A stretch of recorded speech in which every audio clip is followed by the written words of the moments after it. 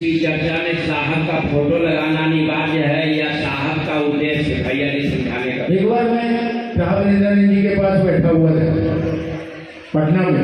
ये 106 पुराना फ्लैट था उनका, उससे दूसरे फ्लैट में वो जा रहे थे। जब दूसरे फ्लैट में जा रहे थे तो उस फ्लैट में चूना पोतने वाला कारीगर लोग होता है ना, सेम वगैरह करने वाला, वो लोग आया हुआ था। तो वो कारीगर लोग सेम कर रहा था। साहब इंद्रानंद जी ऑफिस से आए 5 बजे, हम लोग चेयर लगाए छत पर, वो आज आके बैठ गए।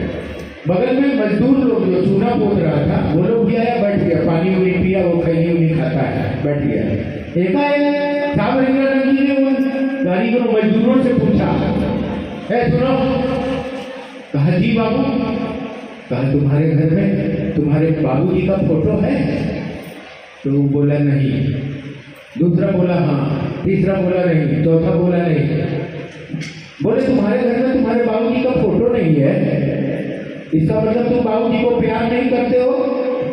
कहा क्या बात करते हैं बाबू, बाबूजी का रोज याद आता है, और बाबूजी अगर नहीं है तो हम लोग काहे के लिए जिंदा रहेंगे बाबू? फोटो नहीं है, गरीब आदमी है, कहाँ से फोटो लेंगे? लेकिन मेरे बाबूजी का फोटो तो मेरे दिल में है बाबू, हम उनका फोटो बाहर से कहाँ लगा पाएंगे? तब इंद्रानंद जी ने कहा था कि अगर फोटो ही लगाना है तो दिल में लगा ले, ये बाहर से फोटो लगाने से क्या फायदा? आज शरीर में हो तो बाहर फोटो लगा लेते हो, लेकिन जो दिल में जिसकी तस्वीर तकदीर बन के उतर गई है, वह तस्वीर तुम्हारे दिल के तकदीर में बची रह जाएगी। शरीर भी छूट जाएगा लेकिन वो तुम्हारे साथ नहीं छोड़ेगा, वो तेरे साथ रह जाएगा। इसलिए बाहर तस्वीर का बहुत बड़ा ये इशू नहीं है, आप लोग इशू बना देते हैं। कोई आपको दीदी भैया फोन कर दिया, बोलो उसको फोटो लगा, बोलो उसको फोटो लगा।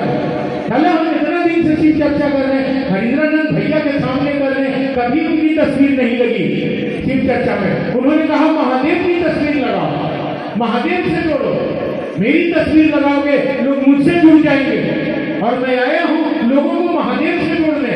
इतना इतना दवा खाते थे वो, मैं जानता था कि वो गा देते तो बीमारी भाग जाती। मैंने देखा है एक दिन सर्दी को भगाते हुए एक गुरु भाई आया, उससे जब ये पूछे क्या हाल है, हाथी हाथी, बोले कैसे हो? हाथी, बोले हाथी हाथी काय कर रहा है?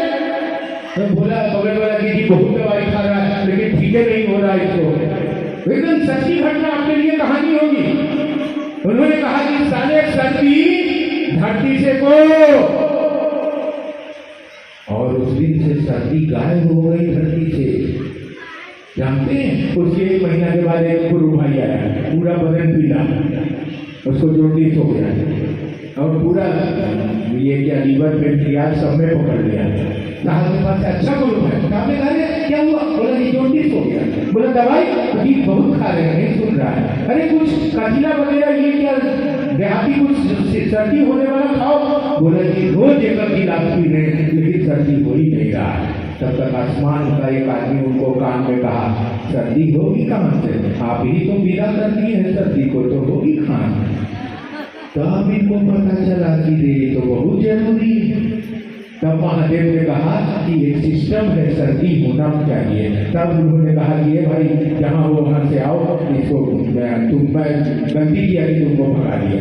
और 10 मिनट नहीं बीता, जॉन्डिस वाला जो बैठा हुआ था आछी मारना चालू कर दिया और तुरंत उसको सर्दी हो गई। एक बार देखा मैंने, कीड़े ऊपर से नीचे उतर रहे थे।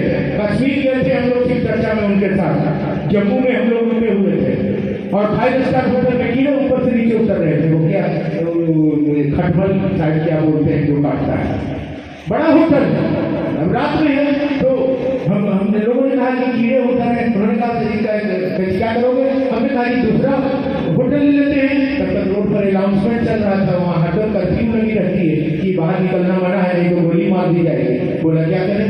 हमने कहा कि आप ही कुछ करिए। उन्होंने कीड़ों को नजर दिखलाया। जो कीड़े ऊपर से नीचे सैकड़ों के तादाद में आ रहे थे तजूरे, तो लगा कि उनको ट्रैफिक पुलिस के लिए है, ढाई से वो नीचे से ऊपर जाने लगे। अरे भाई मैं देखा हूँ ये सब अपनी आंखों से।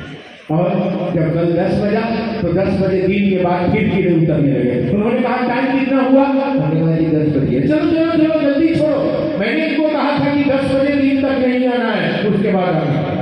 कई ऐसी ऐसी चीजें मैंने देखा है इन चीजों को। उन्होंने कहा कि मेरी बातें कीड़े मानते हैं, मेरी बातें पेड़ पौधे मानते हैं, मेरी बातें जीव जंतु मानते हैं, मेरी बातें मशीनें मानती हैं, लेकिन मेरा बात आदमी नहीं मानता है। अगर आदमी माना होता तो आज महादेव का चेला हो गया होता।